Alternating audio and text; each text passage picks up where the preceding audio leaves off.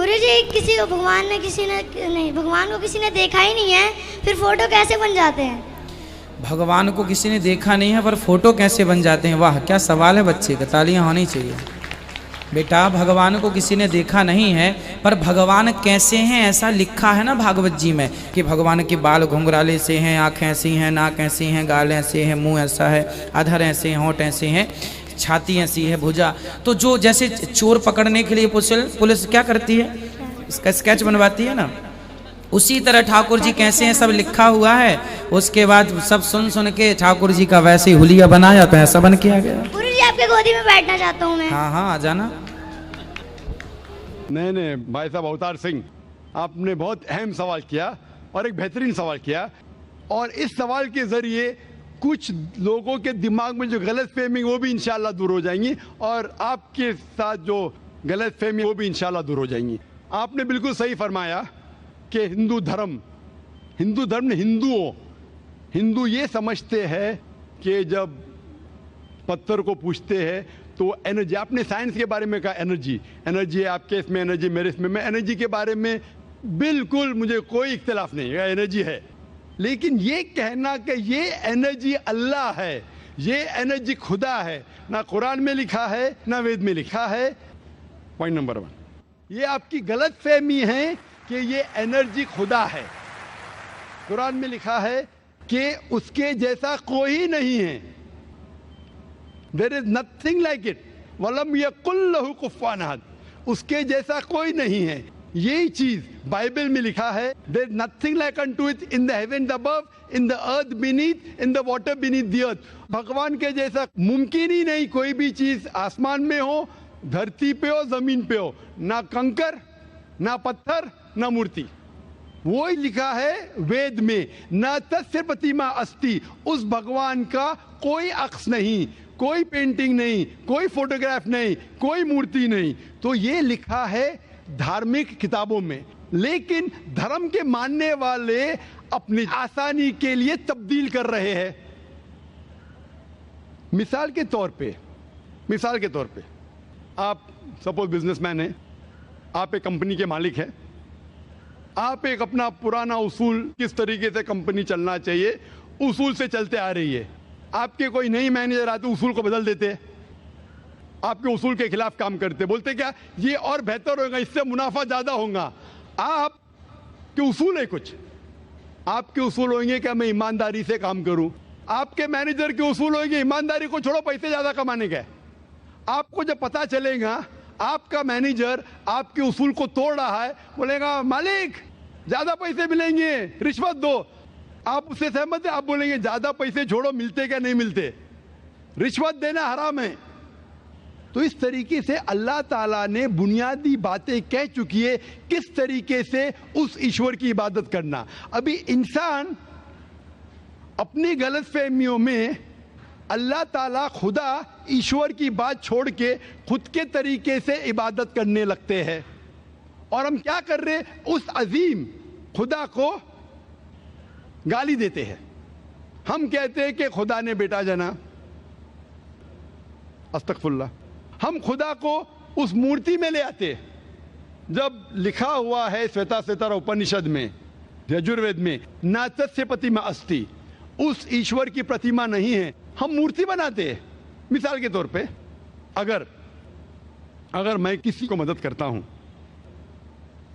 और अगर वो शख्स मुझे जानता नहीं जाकिर कैसा दिखता है, मिसाल के तौर पे श्रीलंका में मैं एक स्टूडेंट को मदद करता हूं, रोज 10,000 रुपये भेजता हूं, उसको पता नहीं जाकिर कैसा, क्या करता है वो कॉकरोच बनाता है, कॉकरोच, और रोज सुबह को बोलता है जाकिर शुक्रिया। जब मुझे पता चलेगा उसने मुझे कॉकरोच बनाया, क्या मुझे खुशी होगी? भले वो मुझे कुछ खाली दिल में कहता था जाकिर शुक्रिया, काफी है, शुक्रिया नहीं भी कहता था चल जाता था, लेकिन मुझे कॉकरोच बनाया, इंसान से कॉकरोच बनाया। मुझे फर्क पड़े ना पड़े, वो तो बेवकूफ बन रहे ना, कैसा बेवकूफ इंसान है। मुझे भले फर्क ना पड़ा, मैं दयालु, जान देना मुझे कॉकरोच में क्या फर्क पड़ा, मैं बोलूंगा क्या बेवकूफ इंसान है, क्या बेवकूफ इंसान है कि कॉकरोच के सामने झुक रहा है। تو اسی طریقے سے خدا نے ہر مذہبی کتاب میں دکھایا ہوا ہے کس طریقے سے اس کی عبادت کرے, کس طریقے سے اس کی بات مانے. ہم آتے ہیں اور اپنے طریقے سے سوچنے لگتے ہیں انرجی از گاڈ. کہاں نہیں لکھا انرجی از گاڈ؟ آپ نے بالکل آپ کے سوال کا جواب خود آپ نے دیا. آپ نے ایک مثال دی کہ ہندو لوگ کہتے ہیں نمستے. نمستے کا لفظ کدھر سے آتا ہے آپ کو شاید پتا ہوگا. نمستے آتا ہے ادم نممے سے. ادم نممے مطلب میں آپ کے سامنے جھکتا ہوں, میں آپ کی عبادت کرتا ہوں, برابر. ادم نممے آپ کہنا چاہتے میں آپ کے اندر ایشور کی عبادت کرتا ہوں. مثال کے طور پہ وہ آدمی چور ہے, وہ غلط کام کر رہا ہے, بلاತ್ಕಾರ کر رہا ہے, آپ اس کو ایشور بولیں گے؟ آپ ایشور کو اتنا گھٹیا سمجھ گئے؟ وہ بلاತ್ಕಾರ کرنے والے انسان کو بولتے ہیں آپ ایشور ہے. اس سے بھائی چارگی بڑھیں گی نہیں گھٹیں گی. وہ بلاತ್ಕಾರ کرنے والے کو, وہ چور کو, وہ ڈاکو کو میں ایشور مان رہا ہوں, اس کے سامنے جھک رہا ہوں. اللہ کو کیوں گالی دے رہے, ایشور کو کیوں گالی دے رہے, خدا کو کیوں گالی دے رہے؟ اسلام میں, اسلام کی بھی آپ نے مثال دی, اسلام میں ہم کہتے السلام علیکم. اللہ تعالیٰ سے فرماتے اس انسان پہ سلامتی دے. چاہے وہ اچھا انسان ہے تو بھی سلامتی دینے کی بات اچھی ہے, چاہے وہ چور یا ڈاکو ہو. میں بولوں گا السلام علیکم, میں کہہ رہا ہوں یا اللہ, یا رب, یا خدا, یا ایشور, یا بھگوان اس ڈاکو پہ رحمت فرما. کچھ بری بات ہے؟ نہ میں اللہ کو گالی دے رہا ہوں, اس کے لیے دعا دے رہا ہوں کہ تو غلط کام چھوڑ اور صحیح راستے پہ آ. اگر میں اس کو خدا مانوں گا تو خوش ہو جائے گا, وہ اور چوری کرے گا, وہ اور بلاತ್ಕಾರ کرے گا.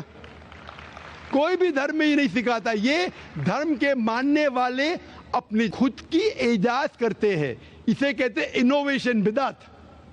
جس طریقے سے خدا نے سکھایا ہے کہ اس کی عبادت کرے, اسی طریقے سے ہمیں کرنا چاہیے. تبدیلی لائیں گے. ہم سمجھ رہے ہیں کہ بھائی چارہ بڑھے گا, بھائی چارہ نہیں بڑھے گا, بھائی چارہ گھٹے گا. لیکن اگر میں آپ سے کہوں گا اوتار سنگھ السلام علیکم, میں اللہ سے دعا کرتا ہوں کہ آپ پہ سلامتی ہو, آپ پہ امن ہو, آپ مجھے بولو اس سے بھائی چارہ زیادہ بڑھے گا یا کہنے سے بھائی میں آپ کو ایشور مانتا ہوں اور پھر آپ کی بات نہیں مانوں میں؟ پھر اگر آپ مجھے بولیں گے چلو بھائی شراب پینے چلو, چلو بھائی لڑکی کے ساتھ رات گزاریں گے, تو میں کیا بولوں گا؟ میرے بھگوان مجھے بلا رہا ہے. تو یہ کہنا السلام علیکم مطلب میں اللہ سے دعا کرتا ہوں کہ یہ انسان کے اوپر سلامتی ہو. اچھا انسان پہ بھی سلامتی کہنا اچھی بات ہے, برا انسان پہ بھی سلامتی کہنا اچھی بات ہے. تو اس طریقے سے اسلام میں جو گریٹنگ ہے اس سے کسی کو نقصان نہیں ہوتا ہے, نہ it is hypocrisy, it is the best way of بھائی چارہ. اور قرآن میں کہا گیا ہے سورہ نساء میں, سورہ نمبر 4 آیت نمبر 86 میں 86, وَإِذَا هُوِيتُمْ مطلب اگر کوئی آپ کو سلام دیتا ہے تو آپ اس سے اچھا سلام دو, کم از کم اس جیسا, کیونکہ اللہ تعالیٰ حساب رکھتا ہے. مطلب اگر آپ السلام علیکم کہیں گے مجھے کہنا چاہیے وعلیکم السلام ورحمۃ اللہ. اگر آپ کہیں گے السلام علیکم ورحمۃ اللہ, میں کہوں گا وعلیکم السلام ورحمۃ اللہ وبرکاتہ. اور بہترین ہونا چاہیے یا کم از کم یکساں. آپ کہیں گے السلام علیکم, وعلیکم السلام, الفاظ وہی ہے لیکن دل سے آ رہا ہے وعلیکم السلام, اس میں بھی جذبہ زیادہ ہے, یہ بھی بہترین ہے. تو قرآن میں لکھا ہے کوئی بھی آپ کو سلام کرتا ہے اس سے بہترین سلام دو, یا اس سے بہتر نہ کر سکو, کوئی کہ السلام علیکم ورحمۃ اللہ وبرکاتہ, کم از کم اتنا دو, وعلیکم السلام ورحمۃ اللہ وبرکاتہ. یہ تعلیمات قرآن میں, اس سے بھائی چارہ بڑھتا ہے. تو غلط طریقے سے عبادت کرنا جو وید کے خلاف ہے, قرآن کے خلاف ہے, بائبل کے خلاف ہے, گرنتھ کے خلاف ہے, وہ کرنے سے بھائی چارہ نہیں بڑھے گا بلکہ گھٹے گا.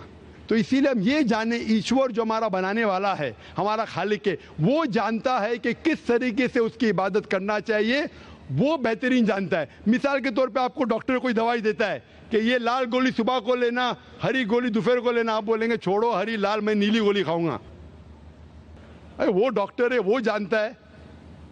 تو اسی طریقے سے ہمارا خالق, ہمارا مالک خدا ہے, اس کی بات کے اوپر عمل کرنا. اسی لیے جو انسان खुदा की बातों पे अमल करता है उसे कहते हैं इस्लाम, मतलब submit. He is called as a Muslim. तो जो कोई अल्लाह के मुताबिक चलता है उसे कहते हैं person who submits his will to God. Hope that answers the question.